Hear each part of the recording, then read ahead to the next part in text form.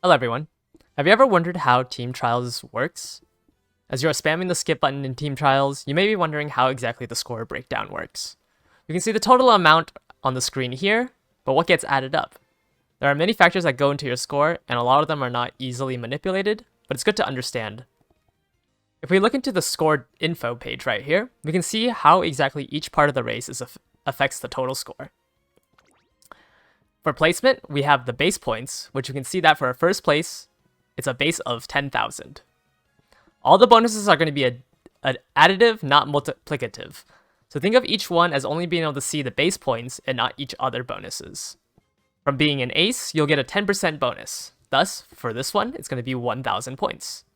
For opponent rating, this is gained by competing against stronger bonuses. This is one of the more significant bonuses that can change your position drastically. In my current bracket, the bonus is about 14%. On the Japanese servers, it was about 50% for a 100,000 team rated player, so you can see how fast it scales. The support bonus refers to the total level of your support cards. This is fairly hard to increase as the bonus per card is fairly low.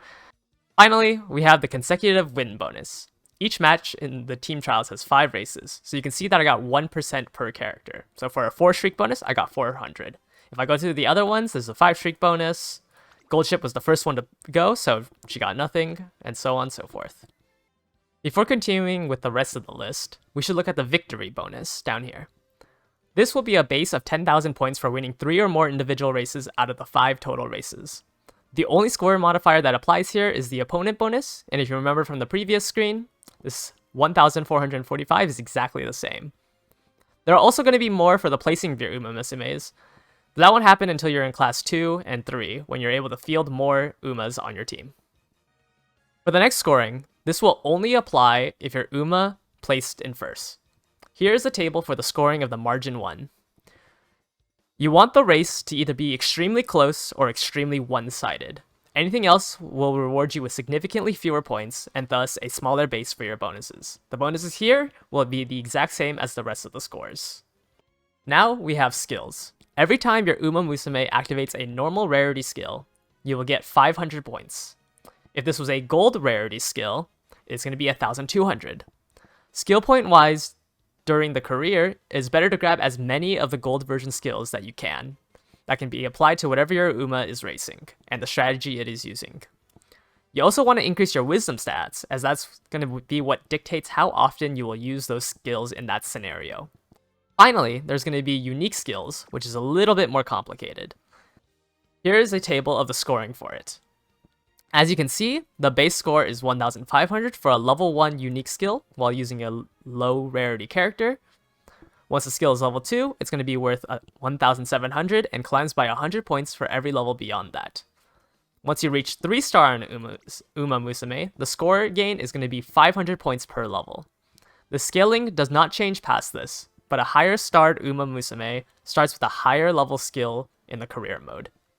Next, we have the good positioning points. This doesn't have anything to do with where exactly on the track your Uma Musume is located, but rather the relative location between the other Umas using the same strategy.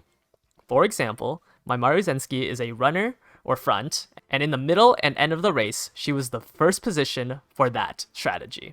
There are 2 good positions that you can be awarded. Once you get into class 2 and class 3, you're going to have to manage the strategies of your Umas. If all of them were sprinters, then you can only be awarded once for the good positioning, so keep that in mind as we progress further into the game. Some other scorings are going to be the beat target time. Every racetrack will have a predetermined time value that is a benchmark for your Uma to finish the race in.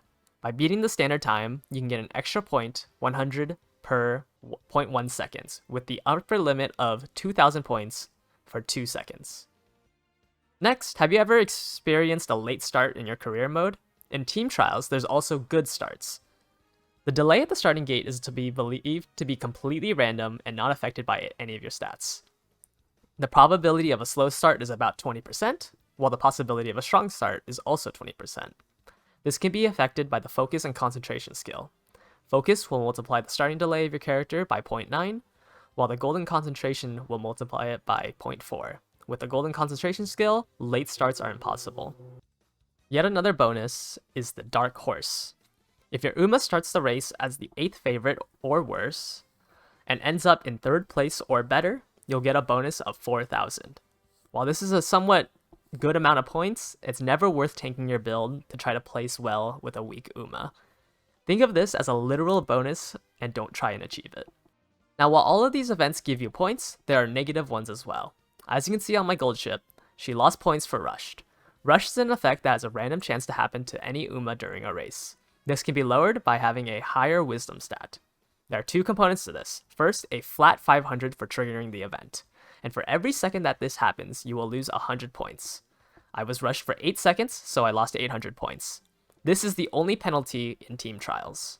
If you have any other questions, feel free to comment down below. Most of this information can also be found on the GameTora website that I linked down below. Please show them some love as they have an extensive database of this game.